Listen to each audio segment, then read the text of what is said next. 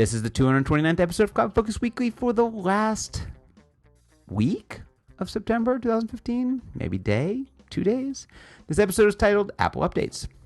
This episode of CloudFocus Weekly is brought to you by Clone This User. Clone existing Salesforce user with a clickable button via the desktop or Salesforce One mobile lightning something. Available for free on the App Exchange or go to www.clonethisuser.com. I'm your host, Jason Atwood, and join me, co-host, 229 times in a row, might be a record, Justin Elstein. Justin, how are you doing today? I'm doing well, thanks. Just well? Yeah, dandy. Dandy? What else Awesome. are you looking for? All right. I'm looking for a very quick podcast because we did 3 podcasts 2 weeks ago. We skipped last week, and so we can, but we have to I feel like we could have skipped this week because we gave them 3. That's true. You know? But you got a Thanksgiving coming up there. You got a Christmas. You're going to be on your cruise. You always go on. Not going on a cruise. Oh, well, then we'll do a 29th of December podcast. But so we're not going to do any Salesforce-y things today. We're going to do some catch-up, that's why I named it Apple Updates. Because while we were in the midst of, I think, was it the week before? Or no, it was the week before they did the Apple Updates. Like, Apple did the big announcements. The week before Dreamforce? Yes, because I remember I had it and watched it. Yeah, I watched it before we left. Okay. And they did some stuff, and now half of it's been out, touched, used. There's been updates, and so I thought we'd just kind of go on a quick little overview of what we're excited about and what we're not excited about. Let's go start from the top. iPhone 6S and 6S Plus. Now, 13 million of them were sold over the last weekend. It was actually released last weekend, but they announced it back on September 9th. Thoughts? Lots of phones. Don't have one. Can't play with it. Can't touch it. True. I've heard some things about this whole, Do you know anybody owns it? No. I've heard some things on some other podcasts about the usefulness of the Force, the 3D touch thing going on. What are you, listening to other podcasts? How dare you? Really? You Yeah. cheating on me? First I saw you up on the stage on another podcast. That happened. I don't know how that happened, but it happened. I mean, they were in dire straits. We need to go to therapy. We need to go to counseling. Let's do it. All right. So I've heard this whole 3D touch, the pop, pip, pop, pick, pop, whatever it is. Yeah, that sounds good. I don't know. It's You and Tim called Cook something. said I can't really do it. So I've heard that's pretty sort of groundbreaking. So for those who've been living in the hole for the last 3 weeks, I can't wait to try this thing. it has the Force Touch technology, which is now calling 3D Touch. It's the same as the Apple Watch, although I think it's been done better, which is that when you press, you don't just press, you can press and push, and it recognizes how hard you're pushing, and now icons will pop up like sub menus. So you're on the Apple, let's say, Maps, and you can press hold and it pops up a sub menu that you can do, or the camera icon and there's a selfie sub menu. So it's kind of quick access into things inside the app without having to kind of click into the app first. Looks really cool. You know what it reminds me of? Right click. Control click or right click. Yes, it's a right click. It's a right click with your thumb. Thumb click. Thumb click. I think it sounds cool. The 6S, 6S Plus, I don't know. I mean, it's the thing that I saw was really cool is that it has a lot of memory and it looks much faster. And faster is always where the technology things don't really get me. I think the 6 had Apple Pay, didn't it? Mm-hmm. Stuff like that. And I think and the Touch ID that I really like. So those were like, and it was also huge compared to the other one. Touch ID, I think, was prior. Was 5 or 5S or 5. Yeah, one of them. I don't know. It's kind of one of those things. You're either in the cycle or 6 not. had the plus. The plus. Right, that's what I'm saying. Like the 6 had a size to it. Both of them were bigger and with different screens. And I'll never go back. Yeah, once you're you go plus, you never go back. I'm not going plus anytime soon. So that's cool. So that's actually out now. It's millions and millions of dollars. They did release a new color. They did release a new color, rose gold. They also did release a new upgrade plan, which is kind of like if you feel like you're going to upgrade every year, you basically can go to monthly. I think it's like $32 to $44 a month. It comes with Apple Care Plus, which covers accidental damage, which is kind of interesting. So it's kind of just saying, hey, if you're going to do this every year, you might as well just pay for I it. think they've white labeled this to the cellular providers. The as providers. Because I've seen commercials from Sprint and AT&T about the same kind of thing, like pay this per month for your new iPhone, and I think that's every their time plan. get the newest iPhone. Really? It's like they've made that whole thing available to others to offer, I believe. But of all Unless they just copied them. But of all the announcements, that was kind of actually the smallest. So a brand new phone, the smallest announcement. By the way, they did change everything. It's the same phone, but everything's changed. Well, they reimagined it. The second most, I thought, impressive announcement was the iPad Pro. Second most. No? No? This didn't really do anything for me. They made such a big deal out of a bigger iPad. Bigger. Yeah, I just wasn't... Well, what about the keyboard and the pencil? The pencil does nothing for me. Okay. Like less than nothing. So if it were with you, it would actually take away from your life. Yeah, I would break it. I'd be like, I don't need this. Okay. Why do I need this? You've taught me for the last 6 or 7 or 8 years how to work on a touchscreen without one of these things. Right. Why do I now need this? Because I draw? I don't draw. Right. Like, they didn't really show a whole lot of, outside of being a creative, use for this thing. It does seem to be kind of stuck in the creative side of things. Like, I mean, the technology looks very cool, and the way it can kind of shift, and if you shift it, it does different. Could you tell me what you might potentially use it for? I love to think that I'm an artist, and so, like, I love the idea, and I've bought about 3 of these things. Like, I have them. I have a Kickstarter one that did something like this, that did touch sensitivity. Did you ever use it? No. There's no use for it. No, I don't use it. Unless you are an artist and you're drawing something on an iPad, which still, to me, doesn't seem like the best way to draw something. I think the thing so the 2 things that kind of are interesting to me about the iPad Pro is obviously it's a Surface Play, right? I mean, if you'd said that in 3 years they're gonna have a huge iPad, it's gonna have a keyboard and a stylus, you'd be like, yeah, right. What, Steve Jobs not alive anymore? Oh yeah, that's right, because now they've done that. So the keyboard, I'm kind of like, I haven't played with that one yet. I have to get to the Apple Store and try it. So that's kind of like, oh, I'm kind of in on an Apple-built, really well-done keyboard that has this special charging. But it's only for the Pro. For now. Because it's a regular size keyboard. For now. So that's what's kind of interesting. I've seen some pretty good third-party keyboard cases. I've seen some really bad ones. I've seen some good ones, and they look really good. So this to me doesn't. But so I think this gets to the kind of with a 12, like a 13-inch. This is a 13-inch laptop. It's not a laptop. It's still an iPad. That's the thing. Is like this is where I'm and you add that with iOS 9, which has multitasking and picture-in-picture and side-by-side and all this stuff. So a 13-inch iPad Pro, it's clearly just like you're getting to. There are more and more people saying, I can now just use my iPad.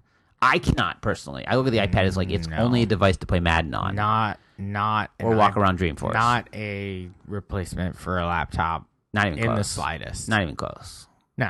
Like, not even close. Nope.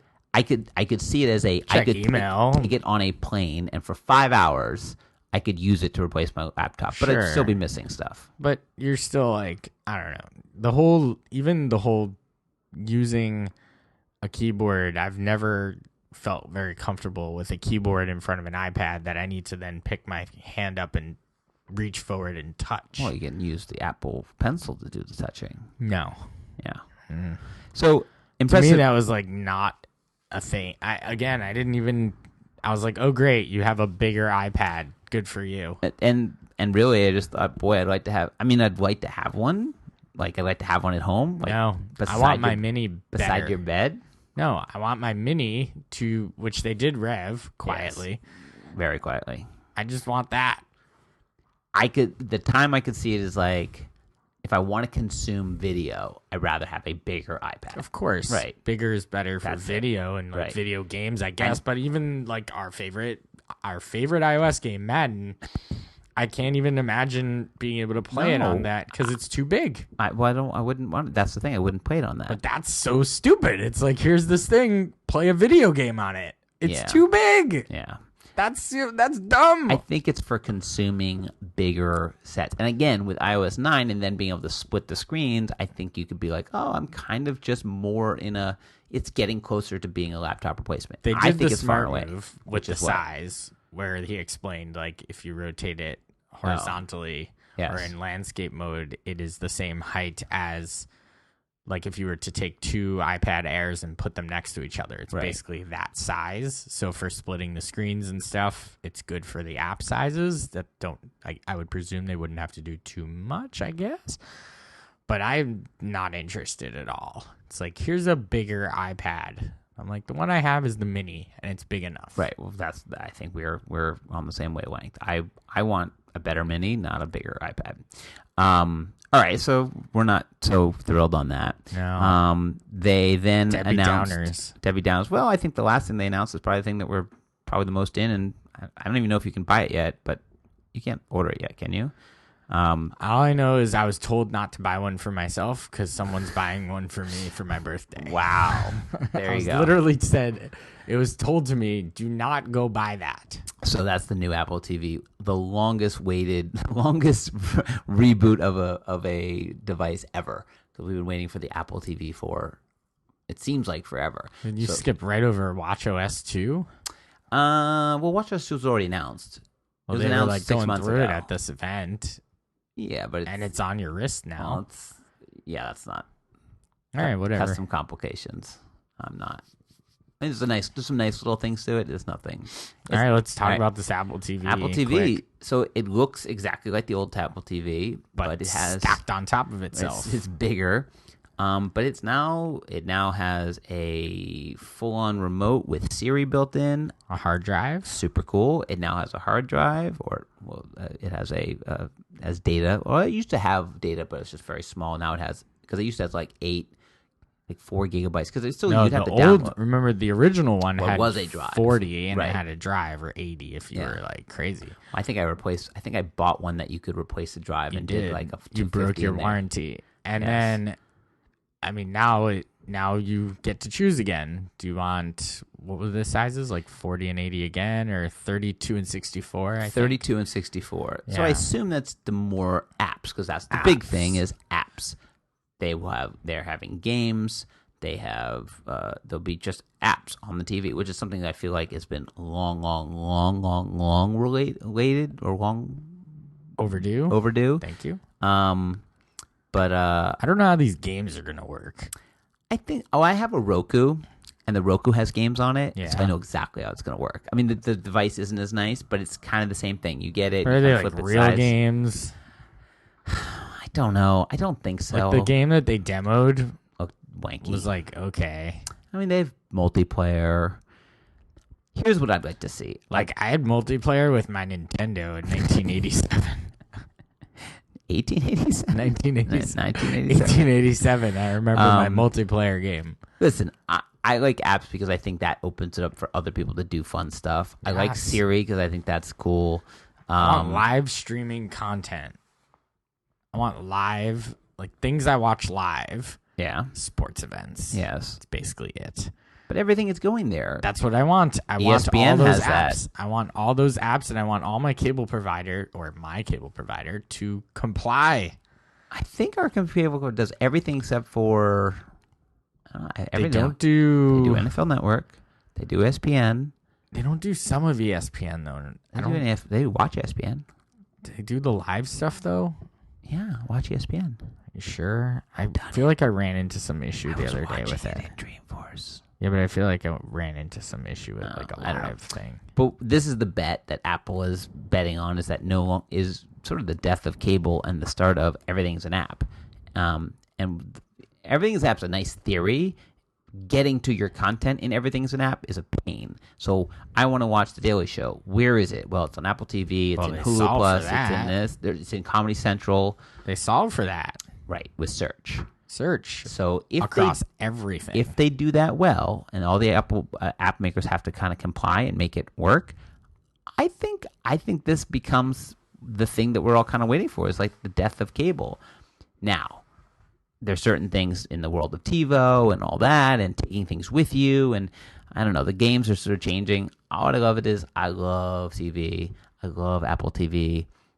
Give me more. The apps, awesome. What can we do? There'll be fun things. I don't even know. There's going to be things that people invent that are just going to be awesome. That's what I kind of like, is that somehow, like OmniFocus on an Apple TV. Yes, Yeah, I want some of that.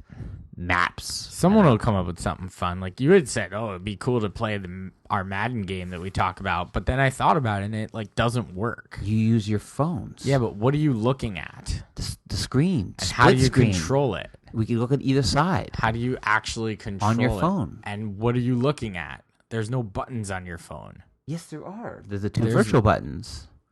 The same buttons you're looking at on the phone. But they're not in a physical location. So it'd be really, you'd be like, I pressed the button, and you'd be like, a quarter inch away from the button, and you wouldn't have pressed the button. I thought about it. It doesn't work. It will work. It doesn't. You need, for video games, what may happen is third-party remotes that are more geared towards gaming. Well, they that have, are yeah.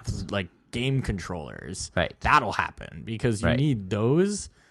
Because I was thinking about our Madden game and how you'd play it on TV. I really was. And I was like, I don't think it works. We're obsessed with Madden. Because you need like places to press on the screen to throw the ball. Like it just doesn't work. Like which receiver to throw to? I don't know. I'll just where are you looking? Up or down? Like it just doesn't work. All right, I think it'll You work. like hold the thing in front of you Like this. You get a mount. You like put a helmet on and mount it. Siri, throw it to the wide receiver. Siri, throw. Open. Throw it to Sanu. All right, let's get away from our Madden game. All right.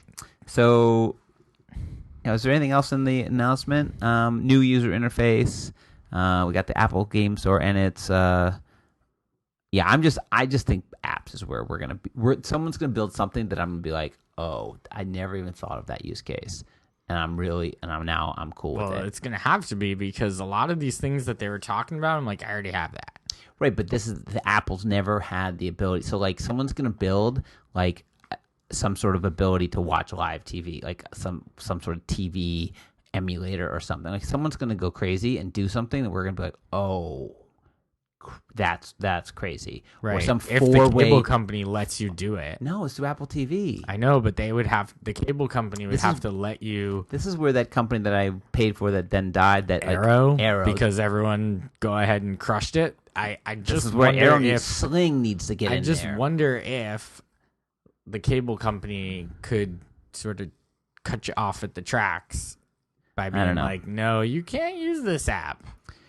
Not going to allow. Again, NFL Network on there. DirecTV will build it. DirecTV will build an app. I just need the Sunday stuff Ticket that app I can will watch go on there. live. I just said stuff that give me my Red Zone app. Yes, and let me pay less for it than I have to pay my cable company. They already have the app. The Red Zone. You can see Red Zone on NFL Mobile. Yeah, but I don't have that. Sorry, I don't have NFL Mobile. You don't have NFL Mobile? No. Okay. Anyway, let's move on. An MLB app with everything. I mean, you just think about it. That one that they demoed looked awesome. Right. They have some stuff that's coming. Right. They had the picture-in-picture. Like, this is the thing. Since it's apps, the apps are being built by other people. That means Apple doesn't have to pay attention to them and can kind of let them go crazy and do whatever they want to do. I could see amazing stuff coming.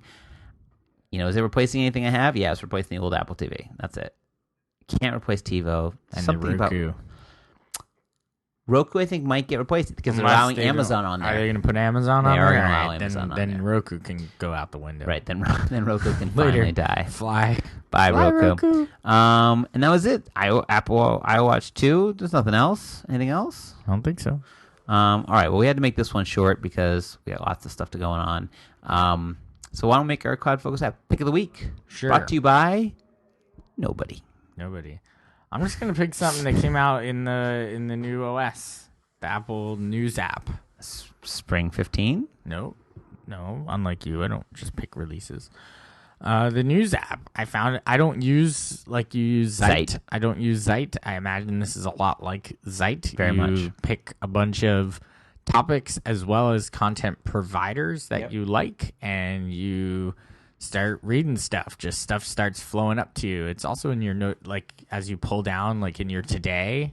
Yes. From the top of your screen, the news is in there, which is really what I liked. It was very integrated into the whole OS. So I threw a bunch of stuff, a bunch of topics. It started getting me kind of right away, and I was like, all right, this is kind of cool. I'll go with it. So news, iOS, Nice. I tried it a little bit. It doesn't do the thing that I like that Zeit does, which is separate out my content. I like to read about Salesforce news and read like 100 stories, and then I like to go read about personal finance. And I don't like intermingled because then it's just too hard to like pay attention. It's like, oh, Jet story, Salesforce story. It's like, oh, I don't want that. I want to like go into a genre and then read that genre. All right, I'm going to pick something that was announced at Dreamforce. I was going to pick a Dreamforce. I didn't pick a Dreamforce, and it already existed, but now it's done by the company. This is kind of cool. I think this is actually one of the bigger announcements. I didn't get to see this. I've never used it. I've read about it. I saw the demo, but I haven't actually used it. So this is Eventbrite on the App Exchange by Eventbrite, and it's synchronizing of Eventbrite with Salesforce natively through, and you can synchronize to campaigns and things like that. Two ways. You can push stuff from Salesforce to Eventbrite, and you can have stuff from Eventbrite go to Salesforce. It's free. It's kind of been waiting for a while. I think Groundwire was the one who built the old one. Yeah, they were. I looked in our org. That's why I knew that. Because I was like, how did we do this? But I think that's pretty cool because Eventbrite's a really nice app. For event registration and all that, it does a lot. But it always kind of fails in the getting the data back to Salesforce. And so I think Groundwire had a good app. I don't feel like they support it very well. I don't feel like it's like kind of been touched in a long time. I wasn't a huge fan of that app. It did some things okay, and others it sort of failed. And so I kind of like that they hit, because now that they'll build the interface to be to work. And so awesome Eventbrite for Salesforce on the App Exchange by Eventbrite. Although if you search for Eventbrite, you get about 7. There's a lot of people. A lot of stuff. A lot of people who are doing the same thing.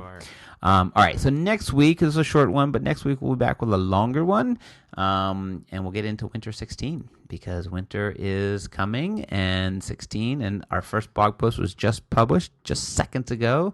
Was it the rapid reaction? Yeah, not so rapid. It wasn't so rapid because Dreamforce got in the way. So. But we now have our Winter 16. Blog series coming up, so we'll start on that next week when we probably have not one but probably 2 Winter 16s to talk about. So we'll start into that. I have to read the release notes. I have not done it yet. I have a long trip to London to like many hours to read that. So we'll do that. We'll be back next week. Justin, Jason saying enjoy those cloudy days.